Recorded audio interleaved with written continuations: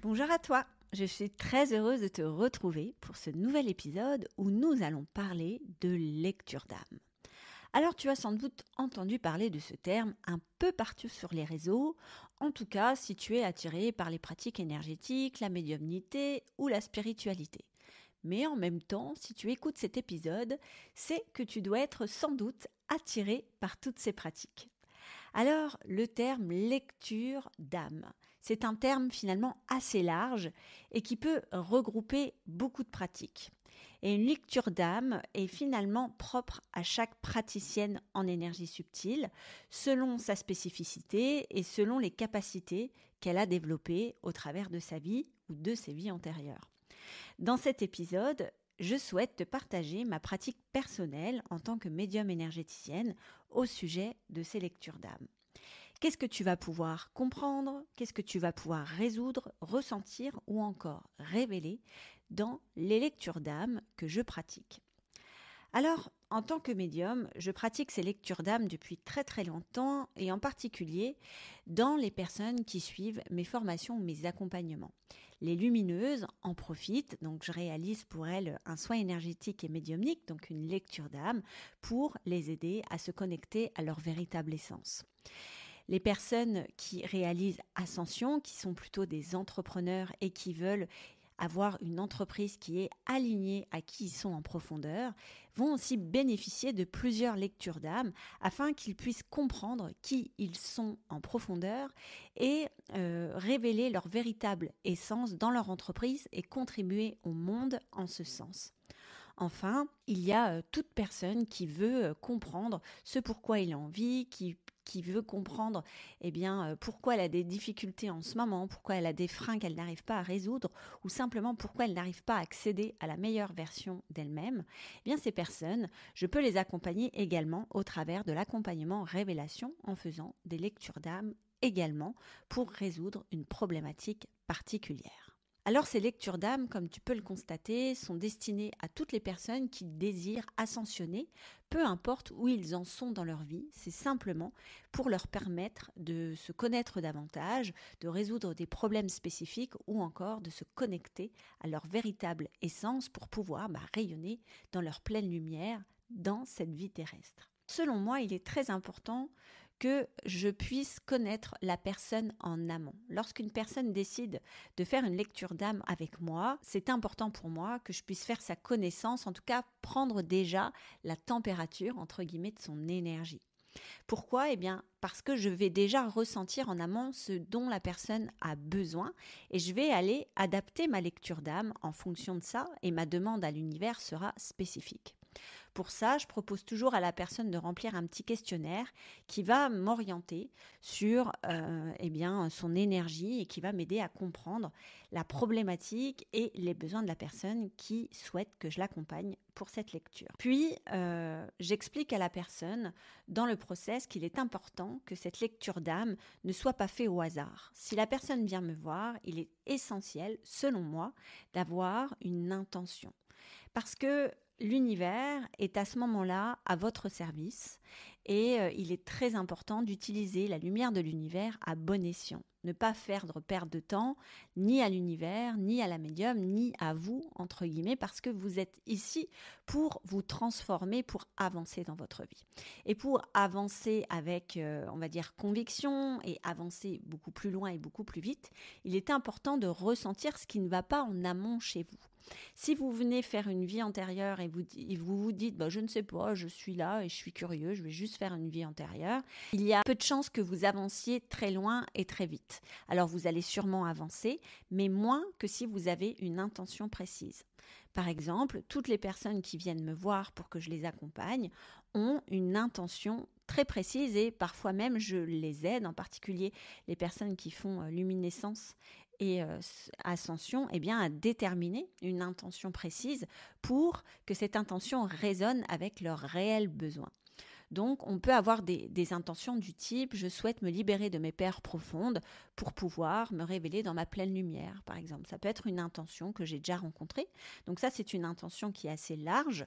Et puis, on peut avoir des intentions beaucoup plus précises. « Merci de me libérer de ma peur liée à l'argent afin que je puisse avoir une vie dans l'abondance », par exemple. Donc là, on est sur une cible beaucoup plus précise liée à l'argent. Donc une intention, ça se construit et on sait pourquoi on va faire une lecture d'âme et on veut des réponses pour ça. Et c'est ça qui est important parce que lorsqu'on donne un sujet trop large, eh bien l'univers va vous donner un petit peu beaucoup de suggestions, beaucoup de clarté sur plein de choses, mais qui au final vont être très larges et ne vont pas vous permettre d'avancer avec précision vers un objectif précis. Et plus vous allez être précis, et bien plus il y aura d'impact dans votre vie actuelle et votre vie future. Donc tout ça est réalisé lors d'un questionnaire en amont ou d'un entretien selon les accompagnements qui a été pris par la personne. Et suite à ça, on pose un rendez-vous ensemble et je vais commencer la lecture d'âme lorsque je vais vous appeler par téléphone. Parce que tout ça, finalement, se passe à distance. Une lecture d'âme se fait dans votre petit cocon, chez vous, et moi je suis dans le mien. Et je vais pouvoir me connecter à votre énergie à distance parce que quand on est dans le monde de l'invisible, il n'y a pas d'espace ni de temporalité. Donc, on peut très bien aller se connecter à vous, même si vous êtes à 8000 km de moi. Ça ne me pose pas problème. Donc, je vous appelle et le soin peut commencer à partir du moment où vous m'avez donné votre accord, évidemment. Alors, quand je commence la lecture d'âme, je vais toujours vérifier sur la personne l'état de son aura. Parce que l'aura peut être très souvent impactée par des énergies négatives, donc que ce soit par un traumatisme qui a été vécu quelque temps auparavant, ça peut être aussi les énergies négatives d'une personne qui vous entoure, ou alors des énergies invisibles qui vous impactent. Et l'aura peut être entachée par cette négativité.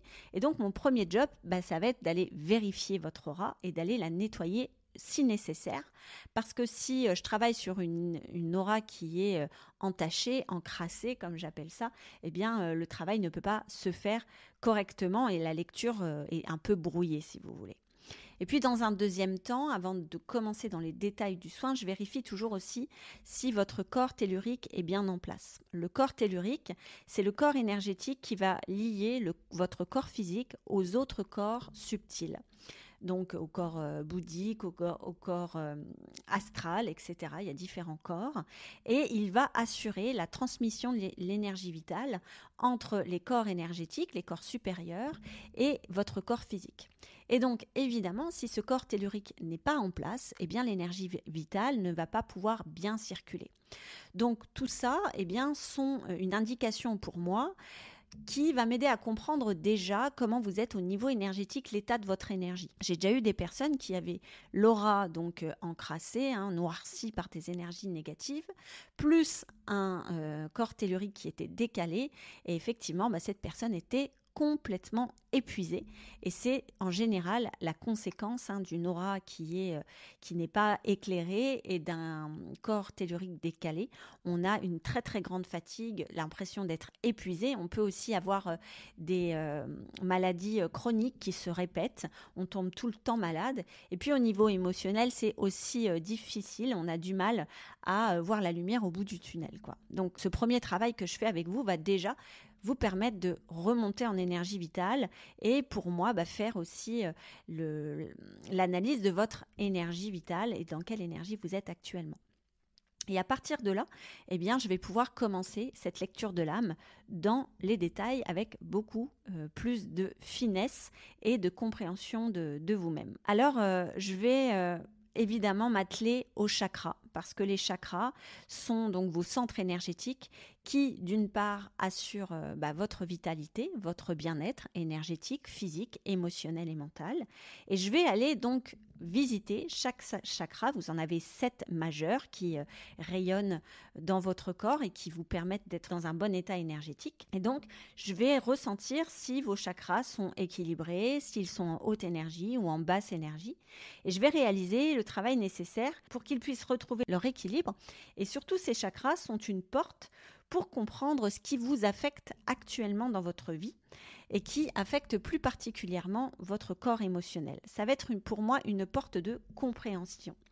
Pourquoi ? Parce que chaque chakra que vous avez dans votre corps, peut-être que vous en connaissez déjà, le chakra racine qui se trouve au niveau des organes génitaux, le chakra du cœur qui se trouve au niveau du cœur, ou simplement le chakra du troisième œil qui se trouve entre vos deux yeux, eh bien, sont des chakras qui vont se développer et s'équilibrer tout au fil de votre vie.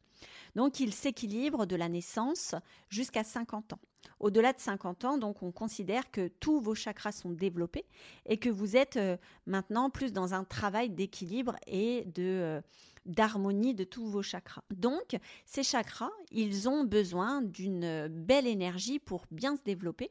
Et si, au moment de leur développement, vous avez vécu une expérience qui a été négative ou que vous avez eu un choc émotionnel, eh bien, il se peut que ce chakra se développe pas très bien et donc ait un certain déséquilibre. Une fois que ce chakra a un déséquilibre, eh bien, il va rayonner dans cette manière dans votre corps, vous apportant des désordres émotionnels et physiques. Si par exemple à 3 ans, lors du développement du chakra racine, tu as vécu une expérience traumatisante, il y a fort à parier que ton chakra racine va être déséquilibré.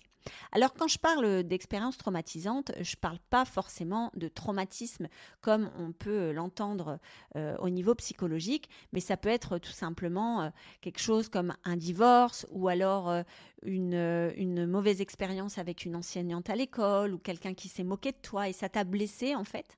Et à ce moment-là, ton chakra a eu un impact énergétique, tu as eu un impact énergétique, tu as absorbé de la négativité et ton chakra va être impacté dans son développement. Les conséquences que ça peut avoir, c'est que évidemment ton chakra va être dans cette énergie-là et ne va pas se développer comme il se doit. Et cette énergie va se divulguer dans tout ton corps, il va pouvoir impacter ton corps physique et émotionnel. Au niveau émotionnel, si tu as un chakra racine qui est déséquilibré, tu peux être une personne qui a peur, qui est souvent dans l'insécurité, qui est souvent dans l'énergie de la peur et du manque. Donc typiquement, les personnes qui ont peur de manquer d'argent ou qui sont très matérialistes, mais à l'excès, sont des personnes qui peuvent avoir un chakra racine en déséquilibre. Et puis, au-delà de la sphère émotionnelle, le corps physique peut être impacté quand au niveau émotionnel, ça n'a pas été réglé. Et là, on peut avoir des problèmes qui se trouvent tout autour de ce chakra-là.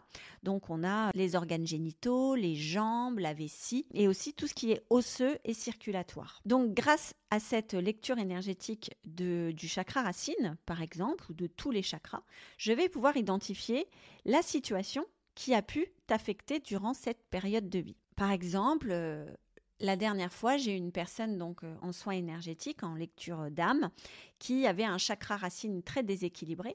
Et en allant donc dans son énergie, j'ai pu l'observer quand elle était petite, en école primaire, et elle avait un très mauvais rapport à son corps. Et ce mauvais rapport à son corps était dû non pas à elle-même comme elle le pensait, mais a été dû à un traumatisme qu'elle a vécu à l'école primaire parce qu'on s'est beaucoup moqué d'elle. C'était une petite fille très timide et souvent on se moquait d'elle parce qu'elle était un petit peu en surpoids. Tout ça a fait que tout ce qu'elle a subi par le monde extérieur a généré chez elle un mauvais équilibre de son chakra racine et aujourd'hui, c'est une personne qui est dans l'insécurité et qui a un très mauvais rapport à son corps et qui a tendance à être dans une prise de poids. Donc, ça, l'idée, c'est d'aller, rencontrer cette situation qui a pu te perturber à un moment de ta vie et d'aller, la remettre en lumière, te dire, voilà, c'est cette situation aujourd'hui qui te pose problème. Souvent, c'est la grande surprise parce que notre inconscient a mis en place les choses pour nous protéger. Et donc, on a mis un couvercle sur cette situation. Et souvent, on est assez étonné de se dire, ah ouais, mais ça, c'est pas réglé en fait. Et du coup, mais ce n'est pas un problème puisque là, encore une fois, votre inconscient a cherché à vous protéger. Et donc, quand je vais remettre en lumière cette situation, le but, c'est de harmoniser cette situation avec votre âme.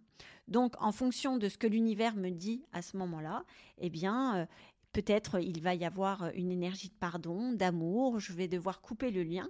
Et là, eh bien, ça va dépendre des personnes et c'est l'univers qui va m'indiquer dans l'énergie dans laquelle eh bien, je dois harmoniser cette situation avec l'âme de la personne. Donc, je vais réaliser cette lecture pour chaque chakra et faire le nécessaire si besoin pour que tu puisses avancer vers la meilleure version de toi-même avec plus de sérénité. Une fois que le corps est revitalisé, que l'énergie est nettoyée, rééquilibrée, il y a une dernière étape dans cette lecture d'âme et c'est là qu'intervient ma médiumnité. Les blocages énergétiques peuvent venir également d'une situation qui n'est pas liée à notre vie actuelle, mais qui est cependant bien attachée à votre âme. Il peut s'agir d'une vie antérieure qui affecte votre âme encore aujourd'hui, d'une blessure karmique où vous ou l'un de vos ancêtres a fait une action dans le passé qui n'était pas très saine, on va dire, et aujourd'hui, eh bien, vous en payez encore les conséquences. Ou il y a aussi la possibilité eh bien, d'aller se connecter à des blessures transgénérationnelles. Grâce à cette lecture, je vais pouvoir identifier s'il y a des résidus de ce type en vous et réaliser le soin nécessaire pour apaiser cette partie de vous. Les situations sont toujours très atypiques, très personnelles, mais toujours incroyables. Je me souviens de cette femme que j'ai accompagnée il y a quelque temps et qui portait une blessure transgénérationnelle en elle. Elle avait de gros problèmes liés à sa sexualité et n'arrivait pas à s'épanouir donc sur ce plan-là avec son conjoint. Donc elle était venue me voir pour que je puisse identifier d'où venait le problème parce qu'elle n'arrivait pas, malgré ses efforts, malgré tout ce qu'elle avait mis en place, eh bien, d'être heureuse avec son mari quand ils avaient des relations intimes. En me connectant à son âme, je me suis aperçue qu'il y avait un gros blocage dans le chakra sacré. Et immédiatement, j'ai visualisé une lignée de nombreuses femmes. Ces femmes avaient toute une position inférieure à leur mari. Elles n'étaient pas du tout épanouies. En tout cas, c'est ce qu'elles me montraient. Et elles étaient plutôt en souffrance parce que leur position n'était pas quelque chose qui était harmonisé avec ce qu'elles souhaitaient incarner sur Terre. Et donc, comme elles n'étaient pas épanouies dans leur vie personnelle, leur sexualité en était directement affectée. Parce que finalement, comment tu peux être épanouie sexuellement avec ton conjoint si tu ne te sens pas à ta place vis-à-vis de lui ? Alors, toutes ces femmes, souvent il y a des femmes, des ancêtres qui viennent me parler et qui m'expliquent tout ça. Et quand j'ai révélé ça à cette femme que j'accompagnais, elle a immédiatement fait le lien avec sa position d'épouse, mais aussi la position de sa mère, la position de sa tante, de sa grand-mère, dans la manière d'être avec leur mari. Toutes ces femmes faisaient partie de sa génération. Donc, c'est ce qu'on appelle là la blessure transgénérationnelle. Mon travail a été, dans cette situation-là, de couper le lien avec cette lignée, mais aussi de l'accompagner dans son évolution. Pour couper le lien avec cette lignée, bien encore une fois, l'univers me guide pour ça. Et couper le lien, ça veut dire que définitivement, dans les blessures transgénérationnelles, on refuse de porter les blessures de ce que sa mère, de ce que sa grand-mère, de ce que sa tante a en elle. Le rapport à la sexualité qu'avait sa mère lui avait été transmis, la position qu'avait sa mère avec son père lui avait été transmise, et elle, eh bien, elle avait grandi dans cet univers-là, et donc, par mimétisme et aussi inconsciemment, elle avait reproduit le même schéma. Et en reproduisant le même schéma que sa mère, que sa tante, que sa grand-mère, eh bien, elle portait les mêmes blessures et donc au niveau de la sexualité, c'était la même chose. Lorsqu'on coupe le lien avec une blessure transgénérationnelle, on accepte le fait de ne plus porter cette blessure-là qui ne vient pas de nous mais qui vient de nos ancêtres et désormais ne nous appartient pas. Alors, tout ça n'est pas magique et ça, je me permets de te le dire parce que même si je coupe le lien, c'est pas pour autant que ta vie va se transformer en un instant. On n'est pas ici dans un conte de fées, on est dans une lecture d'âme, dans des soins énergétiques et l'univers va t'aider, mais c'est à toi de faire aussi beaucoup de travail par la suite. Une lecture d'âme va te mettre en lumière ce qui doit être travaillé et va aussi au niveau énergétique rétablir l'harmonie, mettre de l'amour là où il y en a et couper le lien si nécessaire. Mais si tu veux que ta vie change concrètement, c'est à toi de changer les choses et de passer à l'action. Une lecture d'âme ne peut te transformer complètement si tu n'en fais rien. Selon moi, il est essentiel de modifier tes habitudes et tes comportements pour observer un réel changement en toi. Après cette lecture d'âme, la personne est toujours invitée à mettre en place des comportements, de nouvelles habitudes, des nouvelles actions pour transformer son état d'être actuel. Et sans passage à l'action, tu ne vas pas pouvoir te transformer, c'est impossible. Et dans tous mes accompagnements, que ce soit dans révélation, luminescence ou ascension, j'invite toujours la personne à poser un plan d'action pour qu'elle puisse se transformer activement. Et c'est pour ça aujourd'hui que j'ai aussi beaucoup de transformations dans tous les accompagnements que je fais, parce que derrière, les personnes en font quelque chose. Et elles incarnent, elles implémentent tout ce que l'univers leur a transmis pour pouvoir se transformer. Donc, c'est aussi important que je vienne te dire ça, parce que souvent, dans ce que je peux observer, les personnes viennent un peu en consommateur, ils consomment une lecture d'âme et ils n'en font rien. Et encore une fois, je trouve ça bien dommage, parce que l'univers est à ce moment-là à ton service, la médium est aussi à ton service, pour que tu puisses te transformer et accéder à une meilleure version de toi-même. Mais si derrière, finalement, tu es juste en consommatrice, les choses vont peut-être rayonner pendant une semaine, 15 jours, le temps que le soin fasse effet en toi et qu'il y ait de la lumière, parce que l'univers agit pendant plusieurs jours en toi. Mais si tu n'impulses pas le changement, il y a fort à parier que tu reviennes en arrière. Donc, en tout cas, moi, ma philosophie en tant que médium et dans ma façon d'aborder les choses, c'est justement d'accompagner les personnes pour qu'elles puissent se transformer. Et quand je les accompagne, je leur dis clairement, si tu veux changer, il va falloir aussi que tu travailles, que tu mettes en place des choses qui vont peut-être être inconfortables, parce que ça va te sortir d'une zone dans laquelle tu te sens bien, même si elle est inconfortable, tu te sens bien. Et l'idée, c'est d'aller transformer ça pour que tu puisses réellement trouver l'harmonie. Parce qu'aujourd'hui, même si tu te sens bien dans ta zone de confort, le fait de venir me voir, c'est parce qu'il y a une part de toi qui dit, mais non, ici, je suis finalement pas si bien que ça. Donc, pour sortir de cette zone-là, le soin énergétique va t'aider. Si tu veux, c'est comme si moi, j'ouvrais une porte et je te montrais le chemin, et l'univers aussi, mais c'est à toi d'avancer dans la lumière. Donc, très clairement, la transformation d'une personne peut être issue d'une lecture d'âme, si cette lecture d'âme est implantée en elle et qu'elle pose définitivement des changements dans sa vie. Une lecture d'âme, finalement, c'est un processus qui va t'aider à révéler une part de toi dont tu ignorais l'existence. Ton inconscient sait, mais pas ton mental. L'idée, c'est de mettre en lumière ce qui a besoin d'être nettoyé, pardonné, aimé, pour que tu puisses avancer avec beaucoup plus de sérénité et surtout accéder à la meilleure version de toi-même. Tous ces résidus invisibles sont finalement comme des boulets qui te freinent dans ton éveil et dans ton épanouissement personnel.